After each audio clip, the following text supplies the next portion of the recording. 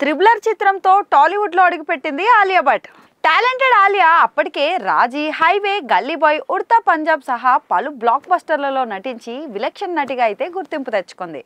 రాజమౌళి త్రిబులర్లో సీతగా హృదయాలను గెలుచుకున్న ఆలియాకు దక్షిణాదిన అభిమానులు ఏర్పడ్డారు. ఫ్యాంటసీ డ్రామా బ్రహ్మాస్త్రతో మరొకసారి సౌత్ ఫ్యాన్స్కి చేరువైంది.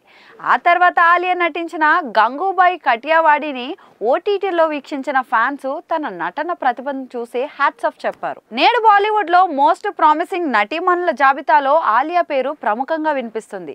దీపిక, కత్రీనా తర్వాత ఆ రేంజ్ లో పారితోషికం అందుకునే నటిగాను ఆలియా పేరు మారుమోగుతుంది.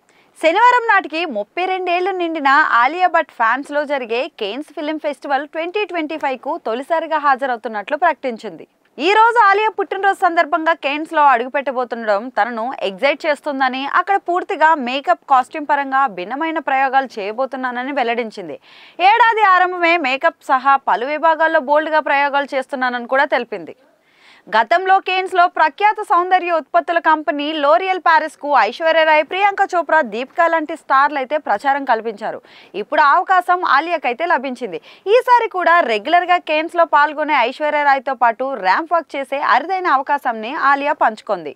78వ ఏట అడుగుపెట్టిన కేన్స్ ఫిల్మ్ ఫెస్టివల్ మే 13 నుంచి మే 24 వరకు జరుగుతుంది. ఆస్కార్ అవార్డు గెలుచుకున్న ఫ్రెంచ్ నటి జూలియట్ బినోచే సాదర్యంలో కేన్స్ ఉత్సవాలు అయితే జరుగుతున్నాయి.